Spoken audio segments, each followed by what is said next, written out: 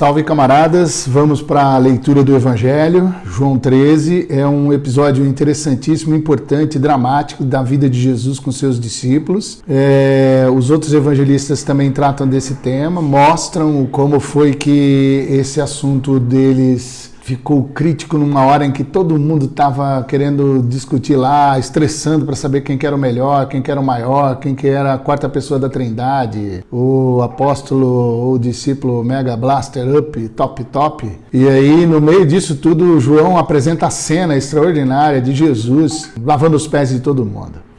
Então vamos ler esse evangelho extraordinário, sempre aprendendo que Bíblia, para se ler direito, tem que começar pelos evangelhos, passar assim um ano lendo só os evangelhos e depois o Novo Testamento, para depois ir para o Velho Testamento, para ver se diminui um pouco a possibilidade de poder usar a Bíblia de maneira errada na prática diária na vida da gente. Às vésperas da festa da Páscoa, Jesus sabia que havia chegado a hora de deixar este mundo e ir para o Pai.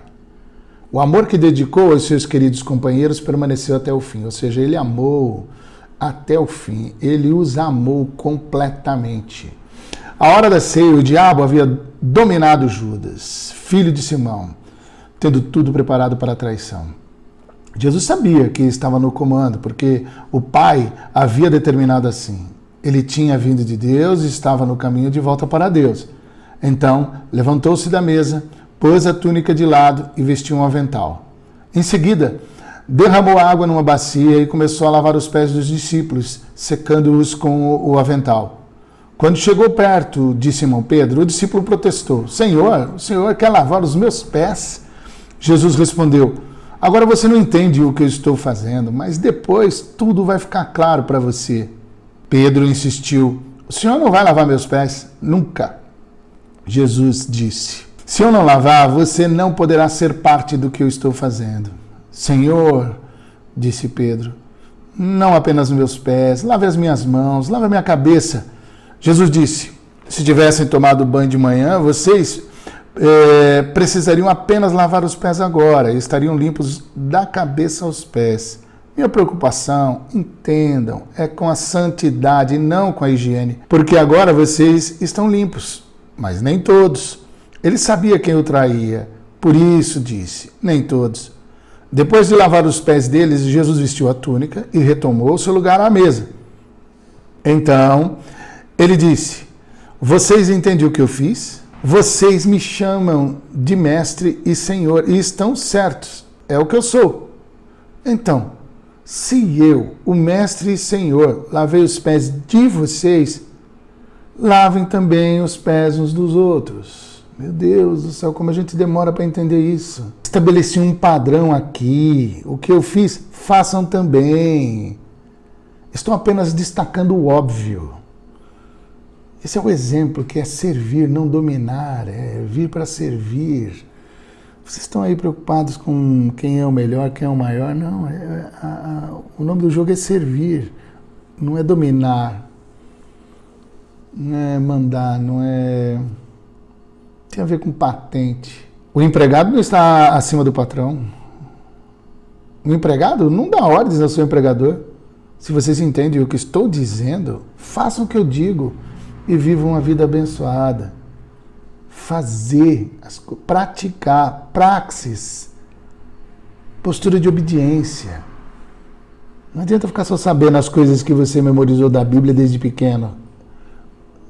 Pratica o que Jesus ensinou, pelo amor de Deus. Não incluo todos vocês nisso. Conheço muito bem aqueles que escolhi, mas para não interferir no cumprimento desta passagem das Escrituras, ele vai citar Salmos. Aquele que comeu pão à minha mesa virou o calcanhar contra mim.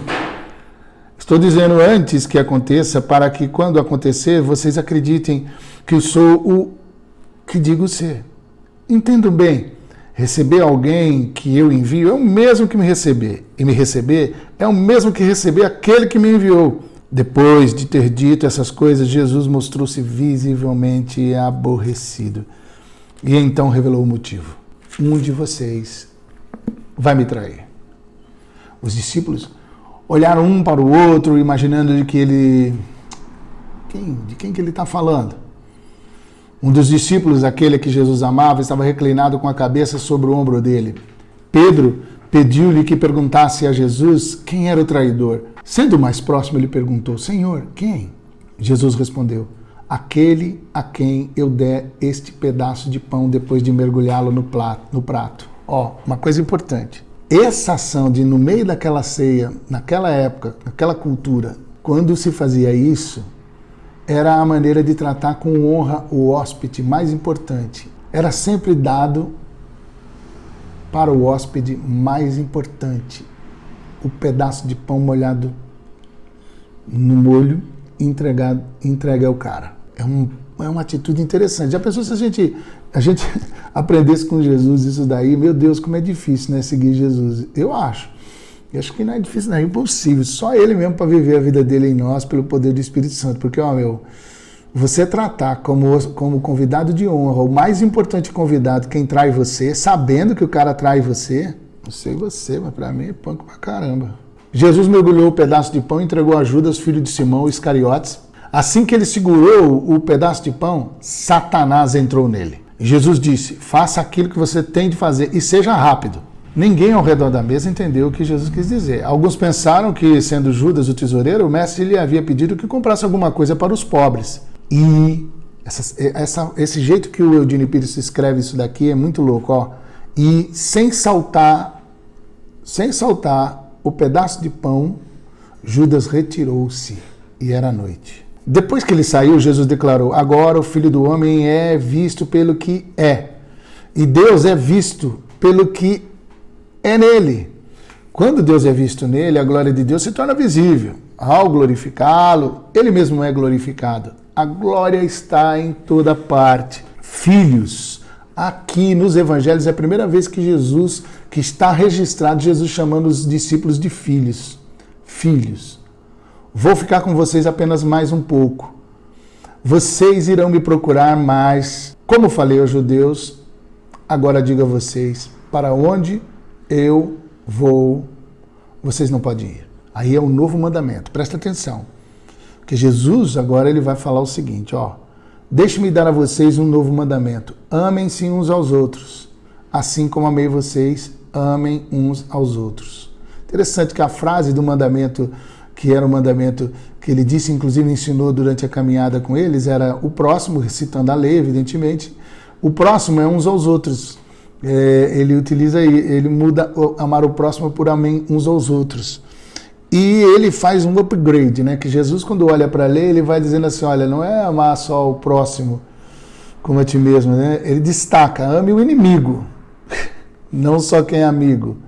Agora ele levanta a régua num limite que você não faz ideia. Ame como eu amei vocês, que é a disposição de poder ter um amor sacrificial. Dessa maneira, todos irão reconhecer que vocês são meus discípulos. Olha só, se a gente amar como Jesus amou sacrificialmente uns aos outros, quando eles virem o amor que vocês têm uns pelos outros.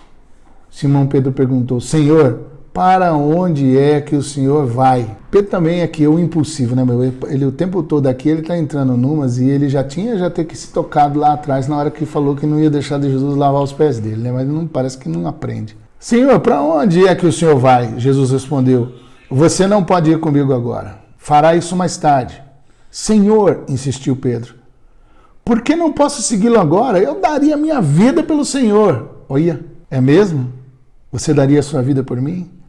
A verdade é que antes que o galo cante, você vai me negar 3 vezes. Esse momento do capítulo 13 vale a pena você depois ir e voltar, pensando bastante na sua vida, nas suas relações. E eu quero ler uma música do Michael Card, que foi traduzida pelo meu amigo Sérgio Monteiro Fortes, que é A Bacia e a Toalha.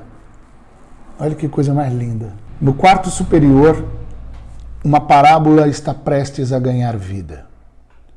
E enquanto batem boca sobre quem é o melhor, com um olhar doloroso, ele se levanta silenciosamente. O Salvador servo lhes mostrará como, pelo simbolismo da água e a ternura da toalha. O chamado é para a comunidade, o poder empobrecido que liberta a alma. em humildade para fazer o voto que dia após dia devemos retomar a bacia e a toalha. Em qualquer lugar, em qualquer dia, a parábola pode reviver, se alguém se ajoelhar e se render. Lindo isso. O Salvador servo lhes mostrará como, pelo simbolismo da água e a ternura da toalha, se alguém se ajoelhar e se render. E o espaço entre nós, muitas vezes, é maior do que a distância entre as estrelas. Pela frágil ponte do gesto do Salvador servo, tomamos a bacia e a toalha. O chamado é para a comunidade, o poder empobrecido que liberta a alma, em humildade para fazer o voto que dia após dia devemos retomar a bacia e a toalha. Que Deus nos ajude. Volte de novo ao capítulo 13 em oração, quietude, pense nisso tudo. Ouça de novo esse vídeo, compartilhe com as pessoas, mas sobretudo, peça que esse relato de João, nesse momento da vida de Jesus com os seus discípulos, possa tocar profundamente seu coração. Beijo, Bento. Deus abençoe vocês.